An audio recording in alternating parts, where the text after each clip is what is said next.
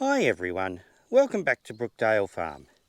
Today we're going to start work on our John Shearer Mark II air seeder box. Now I think this is from the 1970s, but I've always had a little bit of trouble getting an actual date on it. And this needs a lot of work done to it. So we've got to strip it all down and take it apart to cut out the rust in the bottom of it.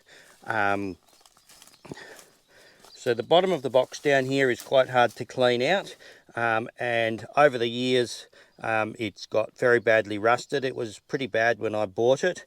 I've patched it up to keep it running as long as I can, but this year we're going to take the box off, all of the top section off, and we're going to turn it upside down, cut the rust out, and there's a lot of other work that needs to be done under there. All the metering devices for the metering the seed and fertilizer are also worn out, so we've got to repair all of them. So we're going to start by disconnecting the seeding bar here, which is a pretty easy process. There's 4 hydraulic lines down here, 1, 2, 3, 4. They just pop out like that.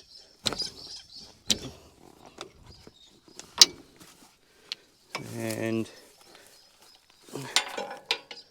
the next thing we need to take off is these air lines, or the seed and air lines that go back to the seeder, from the seed box back to the bar. Okay, these hoses can be a little bit difficult to get off sometimes. They are just held on with a hose clamp. I normally just slide that back a little bit and do it up again so I don't lose them. Now these have spiral reinforcing in here. When you twist them one way, it sort of opens up the hose a little bit. When you twist them back the other way, it tightens it up. Also, so a Stiltson's on here to twist it can be useful if they don't come off easily. Also, a hot air gun can be useful sometimes too. It just helps melt your pipe a little bit and get everything to move.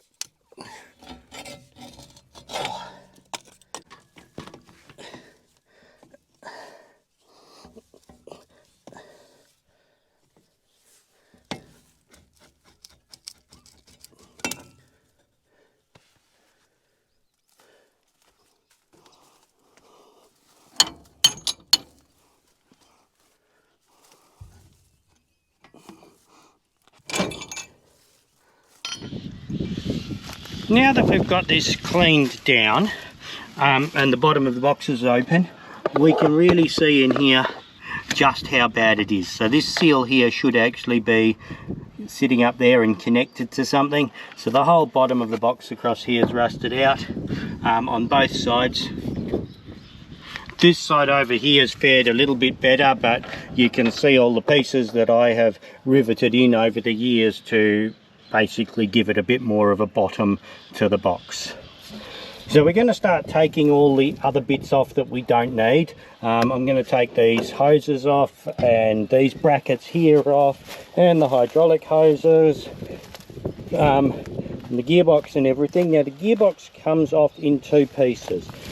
First we're going to take these chains off, then we're going to undo the 4 bolts around here and lift the actual gearbox part off, and then we're going to get in here and undo these bolts, and that takes all of this lower part off.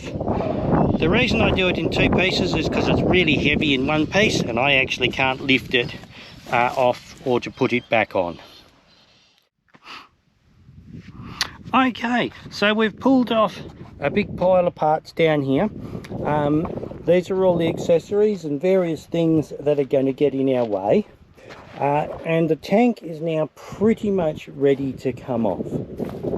Now, there's all the bolts to hold the tank on are loose, but just to keep it upright at the moment. Now, most of the tank is bolted on.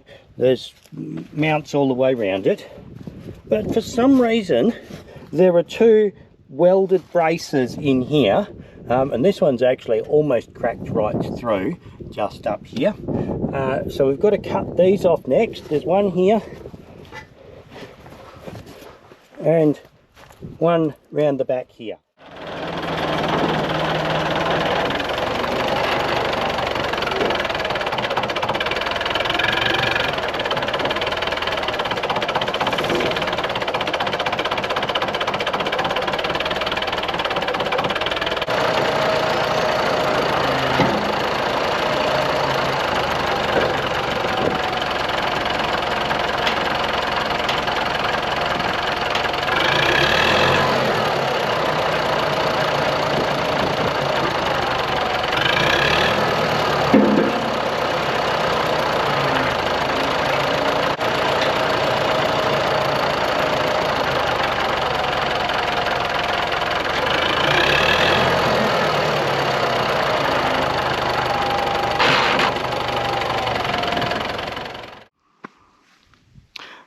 Okay, so we've got the box off now, and we can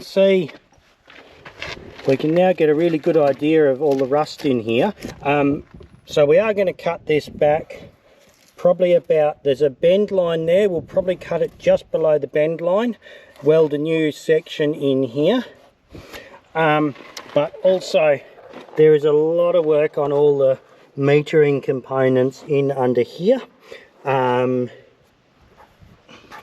So you can see in here, this is one of the metering rollers for metering out the wheat.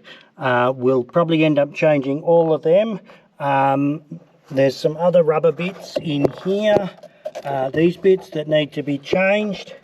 Now, when you're using an air seeder, the fertilizer and seed coming out works a little bit like a sandblaster. So you can see how thin it's made this, and it's actually worn a hole in the bottom. So I've changed some of these, but we'll be changing the rest of these as well. This is all that's left of the frame. Big heavy frame, couple of wheels, not a lot more. So we've got a little bit of work to do to this. We've got to clean up the hydraulics and the wiring and things like that. But other than that, we're pretty much going to leave this bit alone. There's not a lot that we need to do to this, other than we'll probably touch up paint in a few spots just to give it a bit more rust protection.